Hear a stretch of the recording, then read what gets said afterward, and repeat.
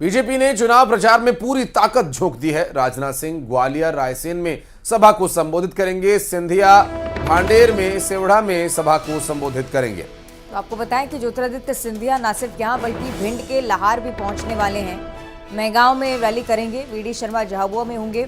शाम को इंदौर 3 में जनसंपर्क भी वीडी शर्मा करने वाले हैं। कुल मिलाकर ये मेगा कार्यक्रम बीजेपी की तरफ से आज प्रचार प्रसार को लेकर ज्योतिरादित्य सिंधिया, राजनाथ सिंह, बीजेपी के प्रदेश अध्यक्ष वीडी शर्मा, ये 3 प्रमुख चेहरे आज कहां कहां पहुंचेंगे, इसे लेकर विस्तार से जानकारी आपके साथ हम साझा कर रहे हैं।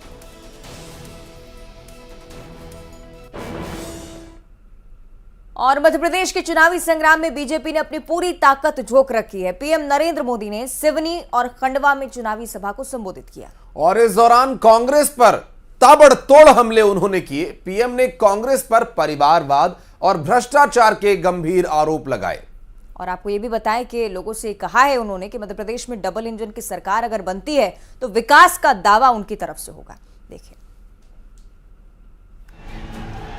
पीएम मोदी ने एमपी के चुनावी संग्राम के बीच 2 सभाओं को संबोधित किया। पीएम पहले सिवनी गए। सिवनी में पीएम मोदी ने केंद्र और राज्य सरकार की उपलब्धियां गिनाई और साथ ही कहा कि कोई गरीब भूखा ना सोए, इसके लिए जगता रहूंगा। कांग्रेस पर कर्ज माफी ना करने का आरोप लगाए, साथ ही गरीबों की जेब काटने के आरोप भी लगाए। भाजपा की सरकार की नीति की वजह से आपके हर मोबाइल बिल पर हर महीने 3 से 4 हजार रुपये बच रहे हैं। हर महीने आपकी जेब में 3 से 4 हजार रुपया बचाने का काम ये आपका बेटा मोदी कर रहा है। कांग्रेस पर ताबड़तोड़ निशाना साधते हुए पीएम ने कांग्रेस को घोटालेबाज पार्टी करार दिया। साथ ही कहा कि बीजेपी सरकार में भ्रष्टाचार नहीं होते। कांग्रेस पर कभी भरोसा नहीं किया जा सकता।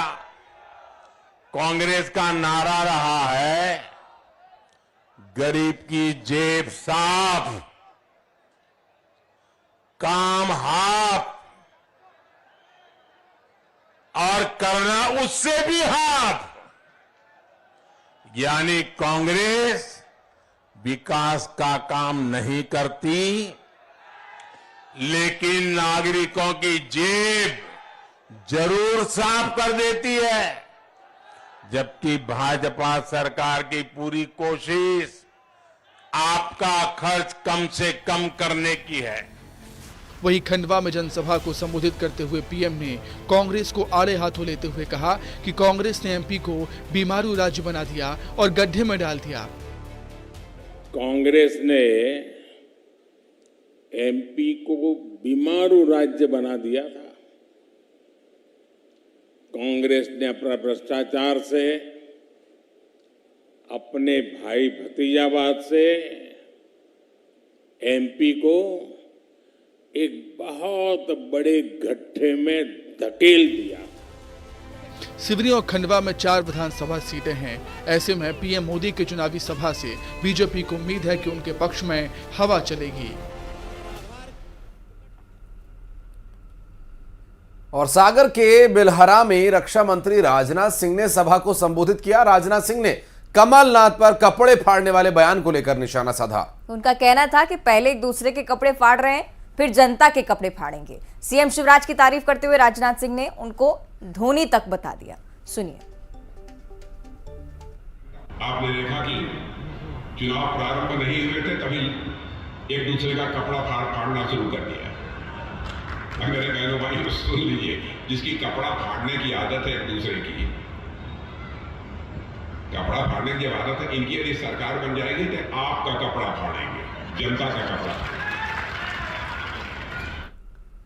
और इधर केंद्रीय मंत्री पीयूष गोयल बाबा महाकाल की नगरी उज्जैन पहुंचे। सबसे पहले भगवान महाकाल का आशीर्वाद उन्होंने लिया है और उसके बाद प्रबुद्धजन, व्यापारी और उद्यमों की बैठक को भी उन्होंने संबोधित किया। उन्होंने कहा कि एमपी की जनता ने पूरी तरह से मन बना लिया है कि बीजेपी की सरकार एक बार फिर बनानी है। दरअसल लगातार जनसंपर्क कर रहे हैं केंद्रीय मंत्री और स्टार प्रचारकों की सूची में उनका भी नाम शामिल है। ऐसे में वो जनसंपर्क के लिए निकले हैं और प्रबुद्ध जनों की बैठक, व्यापारियों के साथ चर्चा उन्होंने की। उज्जैन में पहले बाबा महाकाल के दर्शन के लिए पहुंचे थे केंद्रीय मंत्री पीयूष गोयल।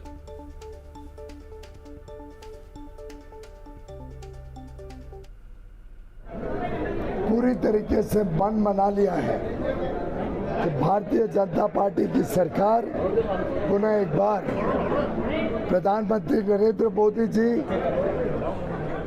के मार्गदर्शन में भारतीय जनता पार्टी के हमारे कामों के आधार पर जिस प्रकार से मध्य प्रदेश ने डबल इंजन सरकार का लाभ लेते हुए तेज गति से विकास का स्वाद लिया है, हमारा विश्वास है कि मध्य प्रदेश में इस बार फिर भारतीय जनता पार्टी की एक मजबूत सरकार, एक ईमानदार सरकार जो मध्य प्रदेश को नई ऊंचाइयों तक पहुंचाएगी। जो गारंटी माननीय प्रधानमंत्री मोदी जी ने दी है कि एक बीमारू राज्य को सुधार कर जो हम आज 10 प्रमुख प्रदेशों में से एक बना सके हैं, अब अगली बार 2023 में जब मध्य प्रदेश में भाजपा की सरकार और 24 में केंद्र में भाजपा की सरकार आएगी तो मध्य प्रदेश देश के टॉप। और सीएम शिवराज सिंह चौहान ने सीधी के चुरहट में जनसभा को संबोधित किया। शिवराज सिंह चौहान ने कहा कि सरकार गरीबों के लिए काम कर रही है, लेकिन कांग्रेस के लोग परेशान हैं। सीएम ने कांग्रेस पर डराने की राजनीति करने के भी आरोप लगाए हैं। एक बात सुन लेना, अगर मेरी बहनों की तरफ उंगली उठी और बच्चों को भूखे मारने की बात कही तो तुमको छोड़ूंगा नहीं, ऐसी गत करूंगा ना तो जी पाओगे ना मर पाओगे। ये धमकी देने की राजनीति, ये डराने की राजनीति, किसको डरा रहे तुम? मेरी बहनों को जो दुर्गा लक्ष्मी और सरस्वती का स्वरूप है, मैं छोड़ूंगा नहीं, साफ कह रहा हूं, चाहे कुछ भी मुझे करना पड़े। मेरी बहनों निश्चिंत रहना। और आज मैं ये अपील करने आया हूं, ये चुनाव हमारी जिंदगी को बेहतर बनाने का चुनाव है। प्रधानमंत्री नरेंद्र मोदी जी के नेतृत्व में देश आगे बढ़ रहा है, डबल इंजन की सरकार में प्रदेश आगे बढ़ रहा है। चलिए टीकमगढ़ आपको लिए चलेंगे, जहां एसपी सुप्रीमो अखिलेश यादव ने चुनावी सभा को संबोधित किया था। इंडी गठबंधन के सहयोगी होने के बावजूद अखिलेश यादव ने कांग्रेस पर धोखा देने के आरोप लगाए हैं। कमलनाथ के बयान को लेकर उन्होंने कहा कि जिनकी उम्र 80 साल की है वो कहते हैं कि पहचान नहीं है, पहचानते ही नहीं है। और ये जो तंज है वो अक्सर भारतीय जनता पार्टी के द्वारा लगाया जाता है, कसा जाता है कमलनाथ पर। और कई बार अवंतिका कैलाश विजयवर्गीय के मुंह से भी हमने ये बात सुनी है कि अब उनकी उम्र हो गई है और ये उम्र की ओर इशारा कर रहे हैं एक बार फिर। बल्कि यहाँ तो उन्होंने स्पष्ट ही कह दिया कि 80 साल के ऊपर के लोग पहचानते नहीं हैं। छोड़िए अखिलेश वाले बयान को लेकर, यहाँ अखिलेश यादव समाजवादी पार्टी के मुखिया बोलते नजर आए। दुखी थे, कांग्रेस ने धोखा दे दिया। अरे जब हमें धोखा दे दिया तो तुम कहां के वंशज हो? बंसल जी दुखी है, कांग्रेस ने धोखा दे दिया, हमें पहचाना ही नहीं। अरे भाई जिनकी उम्र 80 साल वो कैसे पहचानेंगे आप बताओ। हम कोई नाराजगी नहीं है किसी से, लेकिन हम ये मानते हैं, ये स्वीकार करते हैं कि 80 साल के जो लोग होंगे। तो चुनाव है और प्रचार में धोखेबाजी और बयानबाजी ये लगातार इस चर्चा का भी विषय अभी तक चुनाव में तो कम से कम ये रहेगा ही। बहरहाल